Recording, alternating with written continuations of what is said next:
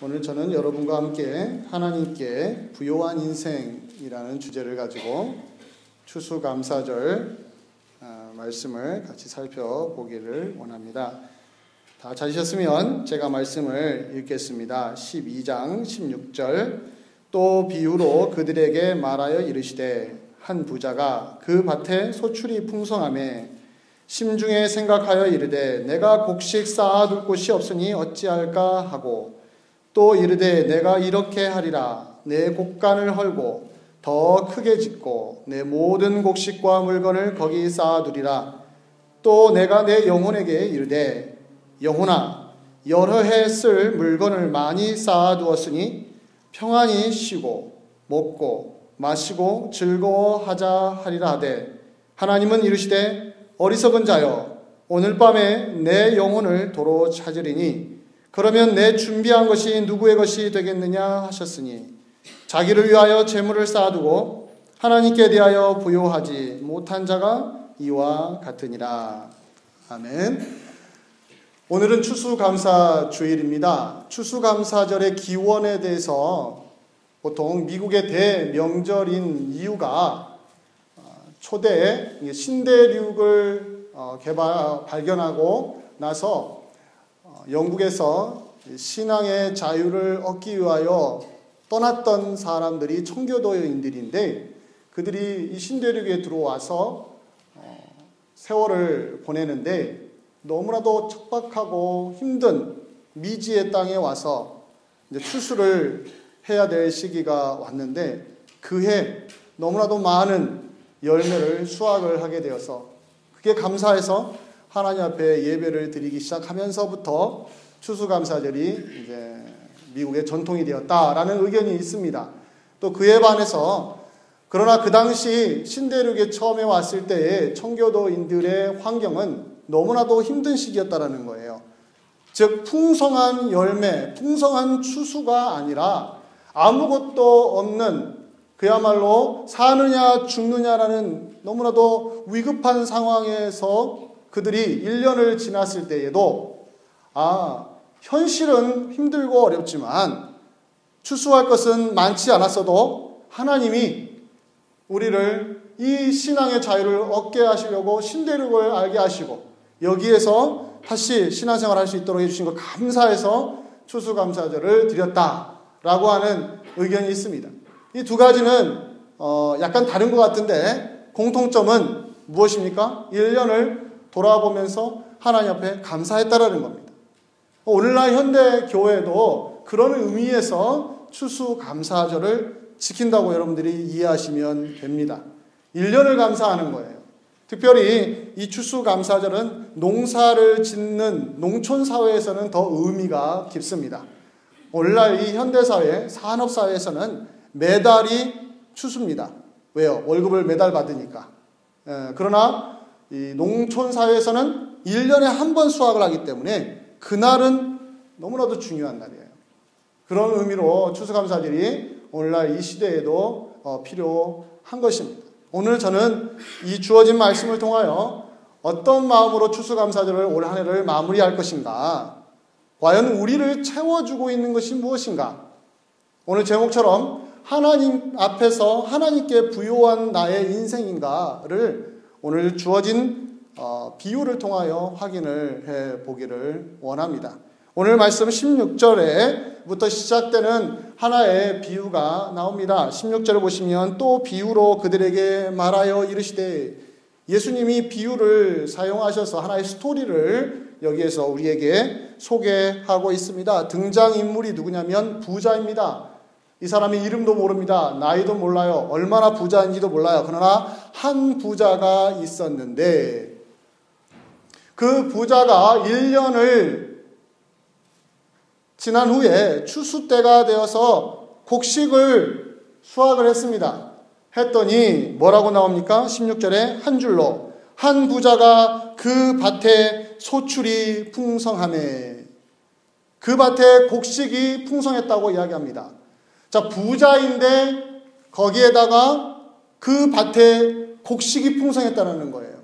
부자가 가지고 있는 밭이 얼마나 넓겠습니까? 얼마나 크겠습니까? 근데 그 모든 밭의 소출이 풍성했다고 이야기를 하고 있습니다.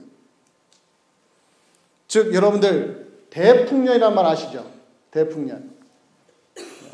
대풍년이라는 것은 보통 평상시에 매년 얻을 수 있는 수확의 어떤 사람은 5배, 어떤 사람은 10배 이상의 곡식을 거둬들일 때 대풍년이라고 합니다. 근데 그 대풍년이 생기면 한 밭에만, 한 농사, 한 지역만 풍년이 아니라 그 지역 전체가 다 그 대풍년을 맞이하게 되어 있습니다.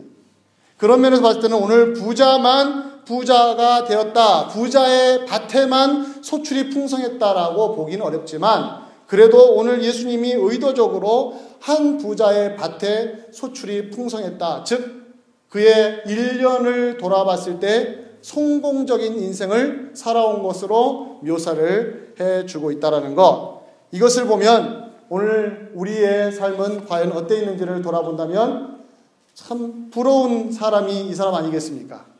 이 정도의 부를 가지고 있는데 여기다가 더 플러스로 어마어마한 곡식을 소유하게 되었으니까 장사하는 사람에게는 뭐겠습니까? 이윤을 더 많이 남기는 것이고, 회사 다니는 사람에게는 회사가 잘 되어서 보너스를 더 많이 받는 것이고, 뭐 그런 것들이 다 모아져서 참 추수감사절 한 해를 돌아봤을 때 우리들 마음속에 물질적으로 풍성한 열매가 있었으면 좋겠다라는 생각이 들도록 만드는 이 부자가 여기에 소개가 되고 있습니다. 그런데 이렇게 많은 추수를 거두어 들여서 행복하고 즐거운데 이 사람에게 고민이 하나 생겼습니다. 그것은 뭐냐면 그 곡식을 기존 창고에다가 넣어봤더니 이게 공간이 너무 작은 거예요. 자, 이스라엘 사회, 이스라엘의 기후는 지금 여기 캘리포니아 기후하고 거의 비슷하다고 합니다. 즉 겨울 우기가 있습니다. 한국은 겨울에는 우기가 아니죠. 눈이 오지요. 춥죠. 그러나 이스라엘 땅은 우기입니다. 비가 그때 옵니다. 따라서 빨리 거두어 들여서, 그렇죠? 빨리 거두어 들여서 창고에 넣어놔야 비가 오더라도 곡식이 비에 노출되지 않을 수 있는데 지금 자기가 가지고 있는 창고로도 모자랄 정도로 수확이 많은 거예요. 이걸 어떻게 해야겠습니까? 그가 고민을 하고 있다는 것을 오늘 17절에 이렇게 표현해주고 있습니다. 심중에 생각하여 이르되 내가 곡식 쌓아둘 곳이 없으니 이걸 어떻게 할까라고 마음속으로 생각을 했다는 거예요. 즉 깊이 고민하고 있는 흔적이 여기에 나타납니다. 어떻게 하는 게 지혜로운 것일까? 어떻게 하면은 내가 지금 1년의 수확을 하나도 놓치지 않고 다 세이브할 수 있을까라는 궁리를 머리를 싸매고 고민을 하다가 18절에 뭐라고 결정을 내립니까? 그가 결정한 내용이 18절에 나오는데 이렇게 말합니다. 이르되 내가 이렇게 하리라. 내 곡간을 헐고 더 크게 짓고 내 모든 곡식과 물건을 거기 쌓아두겠다. 기존 창고, 기존 곡간으로는 해결할 수 없으니까 이 사람이 결정하기를 허물어 버리자. 자 보세요. 부자의 곡간이에요. 부자의 창고입니다. 이게 얼마나 컸겠어요. 그런데 그 큰 건물을 다 허물어버리고 어떻게 하냐면 새로운 더 큰 곡간을 만들겠다라고 결정을 합니다. 그래서 내가 이렇게 하리라 하고 결단력 있는 모습을 여기서 보여주고 있습니다. 무슨 마음이 여기에 묻어나요? 이 모든 농사, 그동안에 수고했던 것들을 조금도 허비하고 싶지 않은 마음이 여기에 묻어나 있다는 겁니다. 그래서 새로운 창고를 지을 때에 드는 부대 비용쯤은 깨끗하게 써버리겠다는 것이죠. 여러분들 기존 건물을 허물고 새로운 건물을 지을 때 드는 비용은 우리도 대충은 알고 있습니다. 그러나 그 새로운 건물이 지어졌을 때, 창고가 지어졌을 때 그 속에 꽉 찰 그 다음에 그 해의 추수 생각하면 어떻겠습니까? 즐거움으로 건물을 허물어버리고 이제 더 큰 건물을 짓겠다는 것이죠. 이건 사업가에게도 아주 긍정적인 부분이에요. 더 큰 이익을 얻기 위하여 작은 이익 줌은 뭐 하겠다는 겁니까? 손해 보겠다라는 자세를 가지고 있습니다. 그뿐만 아니라 이 사람은 결정하자마자 바로 행동에 옮겨서 새로운 창고를 하나 짓습니다. 자, 여기서 끝나는 게 아니에요. 18절을 보시면 내 모든 곡식과 물건을 거기 쌓아두리라 하고 다 쌓은 다음에 19절에 보시면 내가 내 영혼에게 이르되, 영혼아, 자기에게 말하는 겁니다. 영혼아 여러 해 쓸 물건을 많이 쌓아두었으니 평안히 쉬고 먹고 마시고 즐거워하자. 자기 영혼에게 하는 말이 뭐라고 합니까? 그동안 고생 많이 했으니까 이제는 쉬고 먹고 마시면서 즐거워하자는 것입니다. 혼자만 먹고 마시며 즐거워하겠습니까? 혼자 무슨 재미겠어요?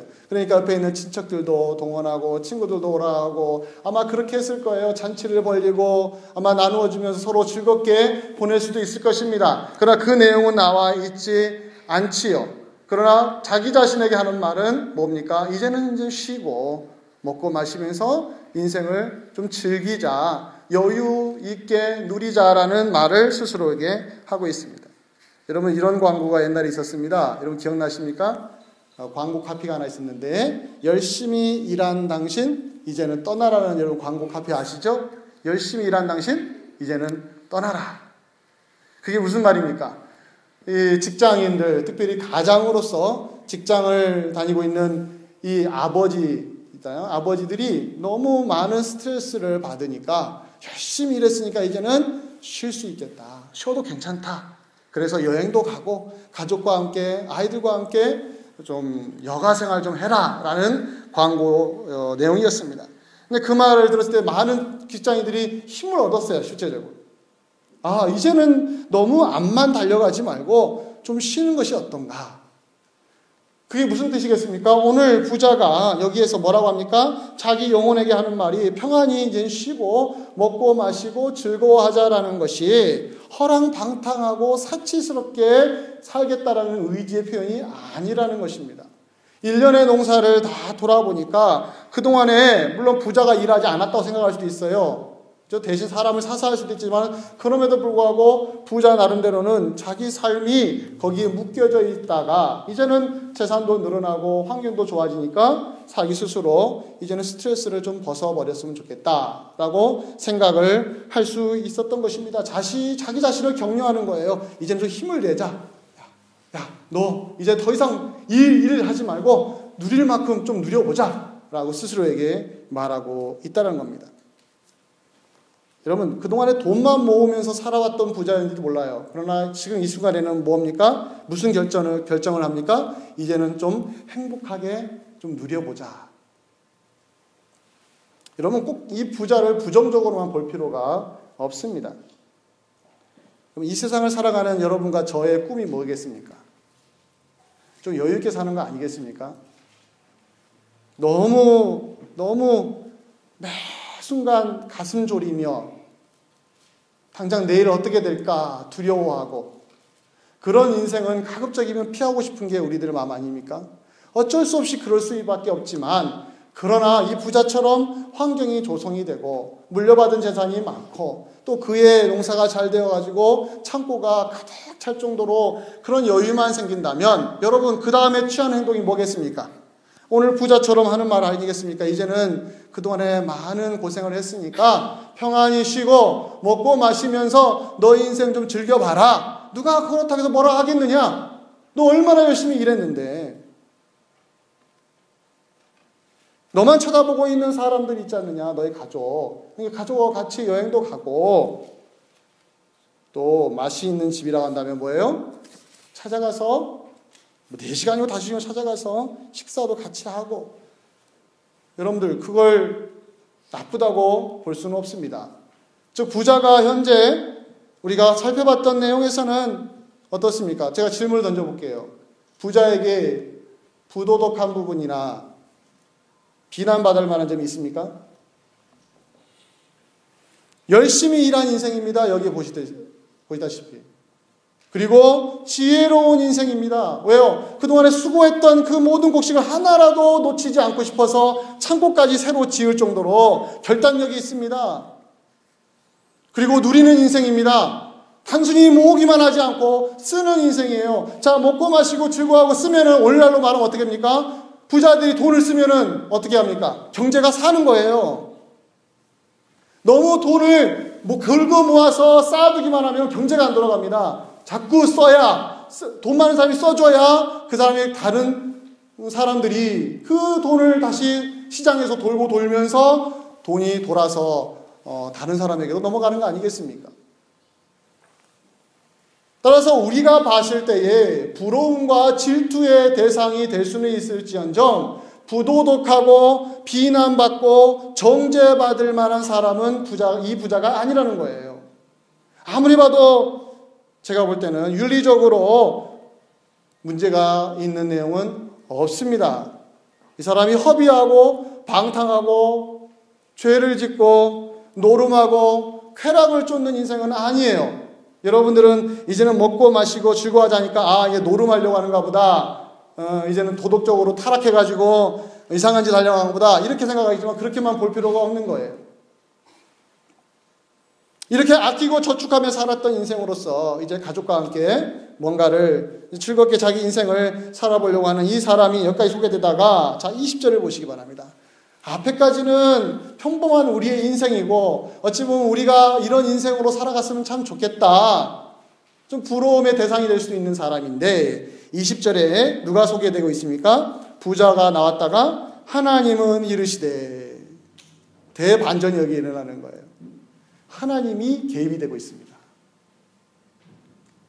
하나님이 등장하시고 있어요. 이것을 누가 말하고 있는 거예요? 예수님이 하시는 말씀이에요. 부자가 있었는데 이렇게 하더라. 그러나 하나님은 이르시되 이렇게 시작하는 거예요.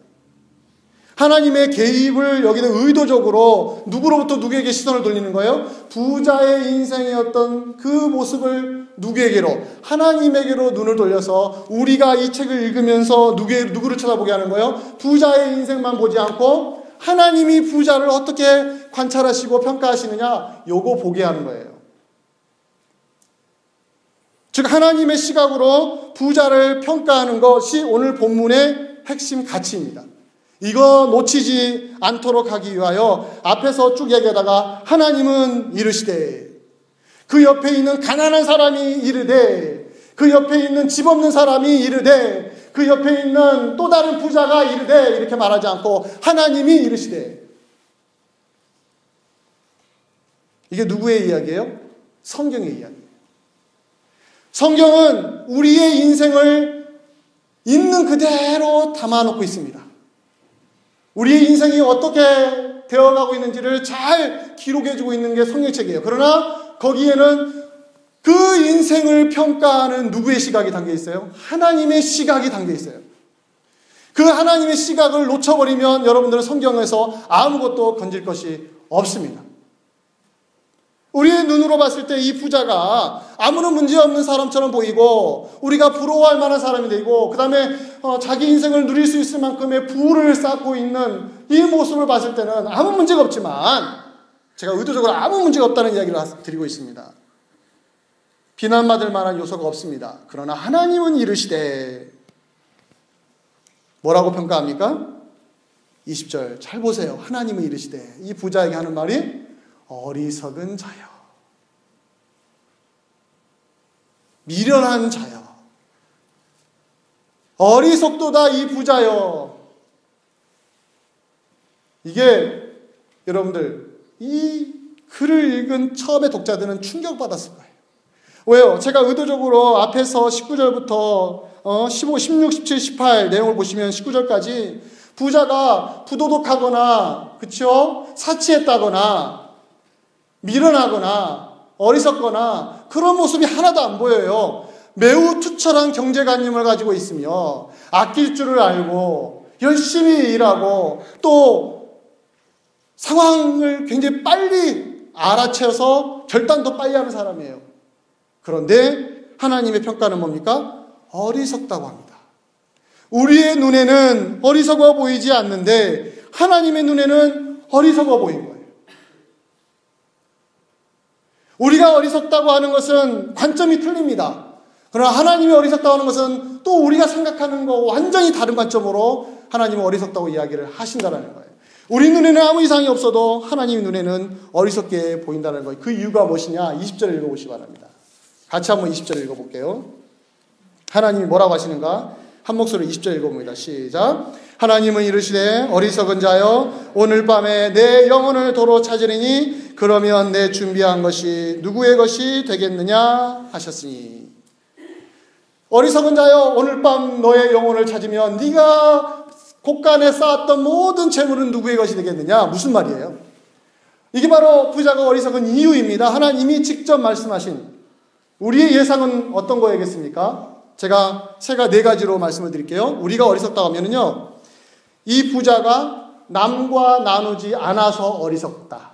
이건 우리의 이해를 도울 수 있습니다. 두 번째, 가난한 자에게 베풀지 않아서 어리석다. 이것도 충분히 우리가 용납할 수, 예상할 수 있는 답이에요. 세 번째, 부자는 혼자 일하지 않습니다. 소장농 아시죠? 주변에 있는 사람들, 일하는 사람들을 논에서 일하게 해서 돈을 주는 사람 있잖아요. 그 소장농들을 착취해서, 즉 하루에 5만 원 줄 거 1만 원만 주고 4만 원을 착취하는, 그리고 재물도 자기가 다 가져가는 이런 악덕 그 부자 같은 사람이 있잖아요. 이런 사람으로서 자기 재물만 쌓은 사람이었다라는 거, 이게 세 번째 우리가 예상할 수 있는 답이고, 네 번째는 뭐예요? 이 본문에는 잘 안 나타나지만 하나님이 하시는 말씀이 내가 너의 숨은 죄를 아느니라. 이 부자요. 그래서 그가 밝히진 않지만 숨겨져 있는 죄를 드러내가지고 그것을 통하여 어리석다고 평가하셨다면 우리는 고개를 끄덕끄덕 이렇게 하고 끄덕끄덕 할 겁니다. 이렇게. 맞아. 진짜 어리석은 사람이야, 이 사람. 그리고 제가 설명드렸다시피 앞에 있는 내용은 뭐예요? 우리가 추구하는 인생이에요. 우리가 원하는 인생이에요.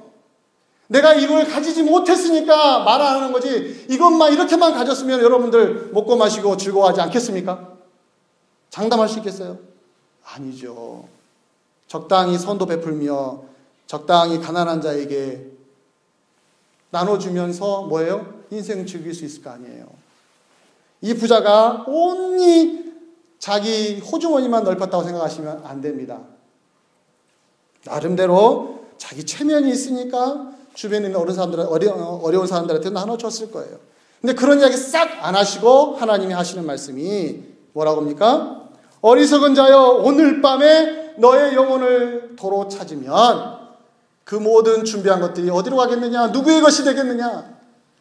두 가지를 기억하십시오.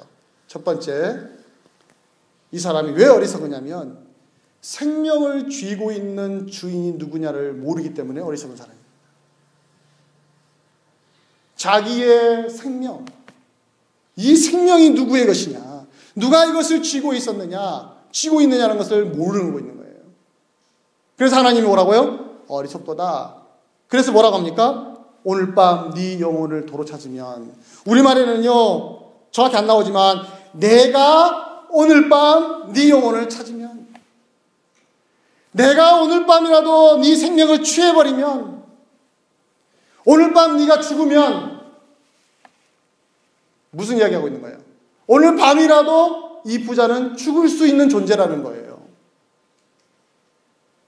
그런데 이걸 망각하고 살아요.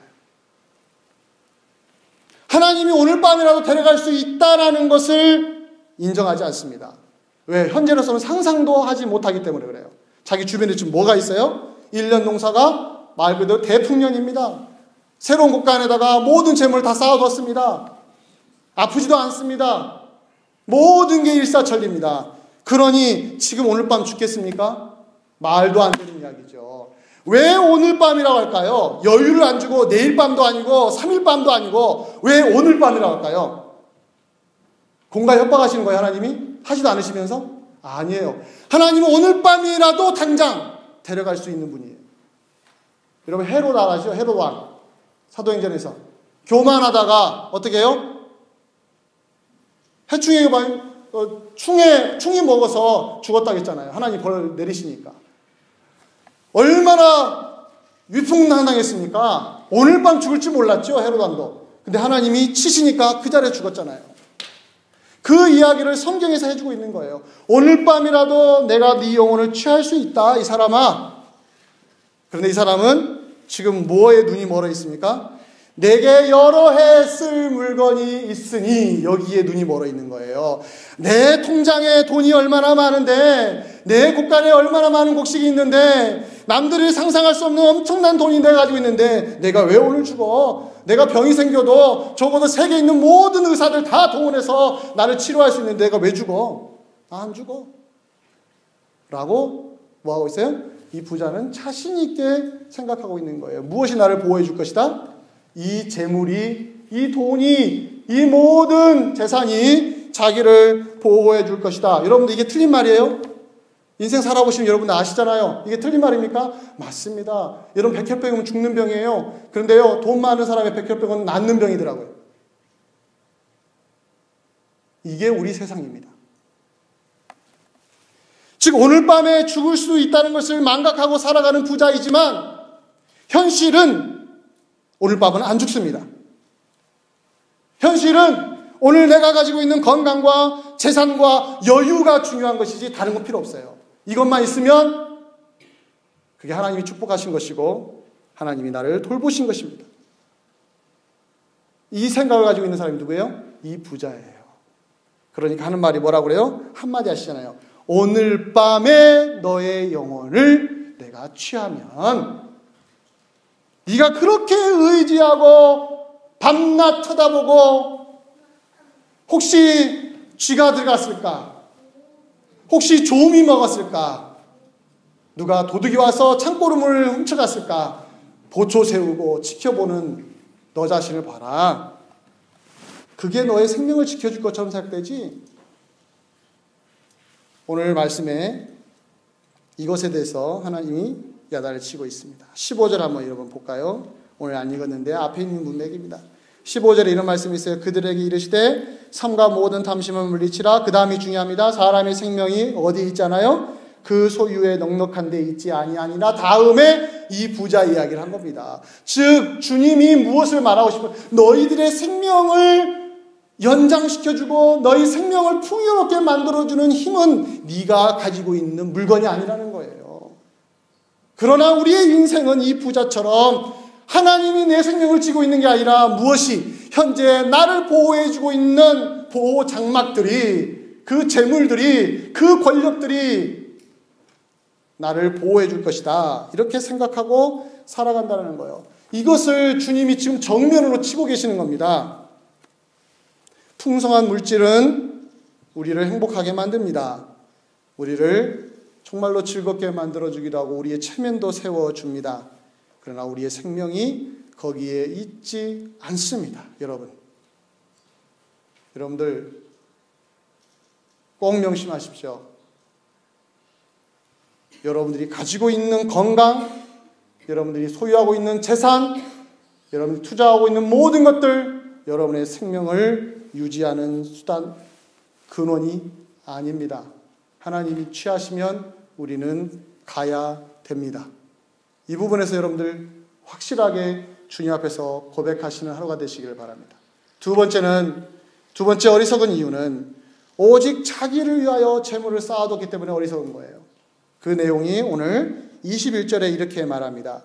자기를 위하여 재물을 쌓아두고 하나님께 대하여는 부요하지 못한 자가 이와 같을 것이다.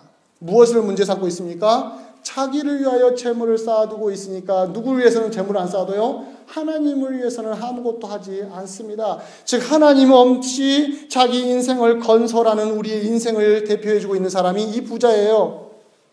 이게 바로 더 큰 어리석음의 이유입니다. 하나님 없이 자기만을 위하여 재물을 쌓아둬요. 하나님께 부요하지 않아요. 하나님을 위하여 무엇인가를 하지 않습니다. 영적인 감각이 없기 때문에 그렇죠. 하나님 앞에서 어떻게 물질을 내가 관리할 것이냐, 어떻게 이걸 사용할 것인지에 대한 감각이 없이 오직 자기 자신만을 위하여 재물을 쌓아두는 것입니다. 이것이 바로 오늘 비유에서 하신 목적입니다. 하나님께 부여하지 않는 인생은요, 딱 그 다음에 나오는 게 뭐예요? 자기 자신만을 위하여 재물을 쌓는 존재로 살아가게 되어 있습니다. 즉 자기의 재산을 늘리기 위해서는 인생을 다 던집니다. 다 투자합니다. 그러나 하나님을 위해서는 시간이 아깝고 물질이 아깝고 하는 게 귀찮고 성가실 뿐입니다. 이 부자가 그랬어요. 이것을 우리에게 질문하는 겁니다.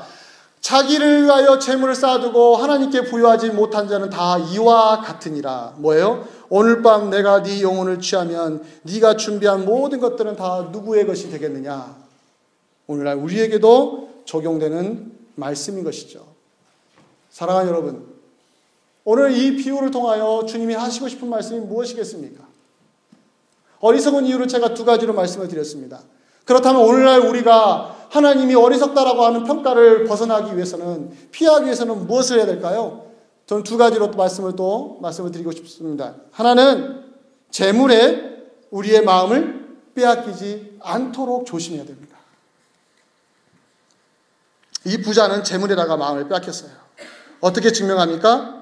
아까는 제가 긍정적으로 봤지만 다시 보면 창고가 가득 차 있는 사람입니다. 그런데 그 해에 농사가 너무 잘 됐습니다. 그래서 어떻게 했습니까? 기존의 창고를 다 헐고 새로운 창고를 지었습니다. 그게 바로 그 사람이 어디에 마음이 빼앗긴 거예요? 재물에 마음이 빼앗긴 증거입니다. 여러분, 아니라고 생각하죠? 재물이 그 사람의 마음을 휘어잡고 있어요. 오직 거기에 관심이 있습니다. 오직 이 돈을 어떻게 하면 더 불릴까? 오직 이 돈 하면 어떻게 하면 내가 이 돈을 놓치지 않을까? 누가 이 돈을 훔쳐가지 않을까? 돈이 많으면 많을수록 그 돈의 마음을 빼앗기가 더 쉬운 것이 사실입니다. 물론 그렇다고 돈이 없는 사람이 돈에 대해서 자유로우냐? 또 그렇지도 않습니다. 그러나 여기서는 부자에게 초점을 맞추어서 이야기를 하고 있다는 거예요. 재물이 많으니까 무슨 생각이 드는 거예요? 이것을 어떻게 지킬까의 마음이 가 있는 거예요. 두 번째, 이 사람이 왜 재물에 마음 뺏겼느냐? 우리 19절을 아까 읽었는데, 내 영혼아 여러 해 쓸 물건을 많이 쌓아두었으니, 그 다음에 뭐예요? 이제는 쉬고 먹고 마시고 즐거워하자는 거예요. 그 앞에 일을 놓치면 안 돼요. 내가 여러 해 쓸 물건을 많이 그 쌓아두기 위하여 뭐예요? 창고를 새로 지을 정도잖아요. 이제 그 모든 재산이 내게 있는 것을 확인하면서 이 사람이 이제는 즐기자는 것이죠. 즉 마음이 어디가 있는 거예요? 자기가 쌓아둔 재물에 가 있다는 거예요. 그러나 아까 제가 말씀드렸다시피 잘 따라오십시오. 세상적인 가치관으로는 이 부자는 욕먹을 사람이 아닙니다. 사람들의 눈에도 나쁜 사람이 아닙니다. 그러나 오직 하나님의 눈에만 어리석은 사람이에요. 여러분들이 부자처럼 살아도 세상 사람들은 비난하지 않습니다. 여러분들이 부자처럼 재물에 마음이 빼앗겨서 재물을 모아놓기 위하여 온갖 궁리를 다해도 세상은 여러분들한테 손가락질하지 않습니다. 오히려 지혜롭다고 하지요. 성공만 해보십시오. 세상은 여러분들한테 박수를 쳐줄 것입니다. 실패하니까 욕을 먹는 것이죠. 투자를 하더라도 성공적인 투자를 하시고 사업을 하더라도 성공적인 사업을 해야 세상 사람들이 여러분들한테 박수 쳐줍니다. 역시 잘 살았어. 그러나 하나님은 그 사람의 재산이 얼마나 많이 있든 그가 얼마나 재산을 많이 쌓아두었든 거기에 상관하지 아니하시고 뭐라고요? 재물에 마음이 빼앗겨 있는 사람에게는 뭐라고요? 어리석은 자요. 어리석은 자요. 너 자신을 봐라. 너 자신을 봐라. 왜 이런 말 할까요? 앞에 다시 봅니다. 15절을 다시 봅니다. 왜 이 비유를 했는지가 15절에 나옵니다. 15절에 예수님이 그들에게 이르시되 삼가 모든 탐심을 뭐라고요? 물리치라. 삼가 모든 탐심을 물리치라. 그 탐심을 물리쳐야 될 사람이 누굽니까? 이 부자예요. 그러나 세상의 가치관으로는 뭐예요? 이게 아무 문제가 없는 사람이에요. 재산을 잃는데 뭐가 문제입니까? 남의 돈을 가져간 것도 아닌데. 그렇죠? 아무 문제가 없는 사람이에요. 그러나 이 사람 마음을 지배하고 있는 게 뭡니까? 탐심이에요. 탐심. 탐심은 인사이드입니다. 인사이드. 아웃사이드가 아니라 인사이드예요. 마음에서 일어나는 것이 탐심입니다. 그러나 사람은 탐심이 안에서 자기 영혼을 휘감고 자기 마음을 지배하더라도 밖으로 드러날 때는 뭡니까? 사람들의 눈치를 보기 때문에 자기 체면이 있기 때문에 조심하는 것뿐이에요. 그러나 밖에 사람들이 아무도 몰라줘도 모르고 있어도 누구나 알아요? 하나님은 내 인사이드를 아시기 때문에, 내 탐심을 아시기 때문에 탐심을 물리쳐라. 너가 지금 네 마음을 사로잡고 있는 게 뭔지 아느냐? 네가 가지고 있는 곡식이다. 여러분들, 재물이라는 게 이런 거예요. 돈이라는 게 이런 거예요. 돈이라는 게. 제가 돈 자체를 악하다고 생각하는 말하는 게 아닙니다. 이만큼 돈 앞에 버텨낼 장사가 없습니다. 돈은 언제든지 우리의 마음을 지배할 수가 있습니다. 돈 없이는 살 수 없는 세상이기 때문에 돈 하면서 우리는 어쩔 수 없이 돈에 얽매여 살 수밖에 없어요. 많고 적고 상관없습니다. 온리 우리의 눈과 귀와 마음은 돈에 가 있기 때문에. 그래서 무엇을 놓칩니까? 하나님의 시각을 놓치는 겁니다. 하나님의 눈을 의식하지 못하는 거예요. 그래서 오늘 두 번째, 우리가 어떻게 해야 되느냐? 21절에 나와 있습니다. 답은 하나입니다. 자기를 위하여 재물을 쌓아두고 하나님께 부요하지 못한 자가 이와 같으니라. 이걸 뒤집어서 말하면 돼요. 자기 재물을 쌓아두지 않고 누구에게 대하여? 하나님께 대하여 부요한 사람이 되십시오. 이게 바로 예수님의 권면입니다. 하나님께 부요한 인생이 무엇인지를 배우셔야 돼요. 지금까지 하나님 없이 살았을 때는 온리 재물에 내 인생을 다 투자하고 다 걸어서도 하나님을 만난 사람은, 예수 그리스도의 십자가의 피를 믿는 사람은 인생이 완전히 바뀌어서 이제는 재물은 도구이고 사용하는 것뿐이지 내 목표가 아니라고 스스로 결단을 내리셔야 됩니다. 그리고 누구에게? 하나님께 초점을 맞춰서 하나님이 무엇을 좋아하시고 무엇을 싫어하시는지를 통해서 뭐예요? 내 재물을 쓰겠다는 거예요. 부자를 보십시오.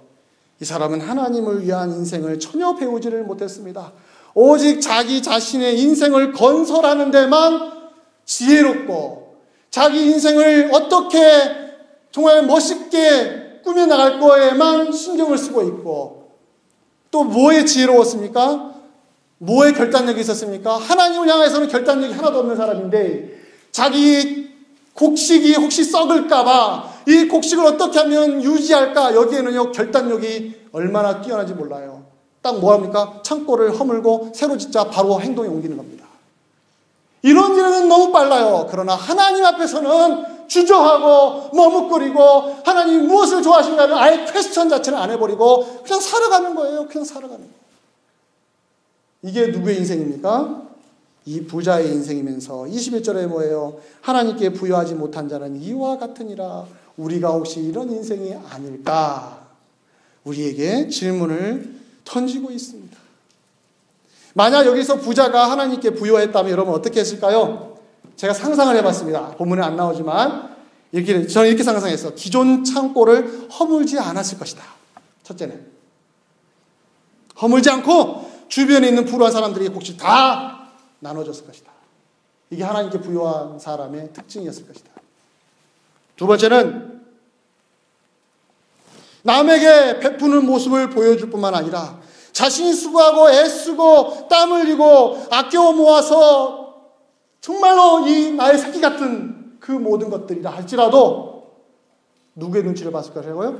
하나님의 눈치를 보았을 것이다. 이게 바로 하나님께 부여한 인생의 특징입니다. 단순히 내 재산을 남에게 나눠주는 것이 아니라 누구의 눈치를 보는 거예요? 적어도 하나님의 눈치는 보셔야 되는 거예요. 이 부자의 인생에서 한 번도 누구에게 물어보지 않았습니까? 하나님께는 물어보지 않았습니다. 의도적으로 빼놓은 거예요, 예수님이. 그 마음에 이 재산을 어떻게 할꼬? 이걸 어떻게 할꼬? 이 생각을 했지. 하나님 이걸 어떻게 할까요? 라는 질문은 안 던진 거예요. 이게 재물의 인생을 맡긴 사람의 특징입니다. 이걸 극복하셔야 돼요. 누구에게 부여한 인생? 하나님께로 부여한 인생.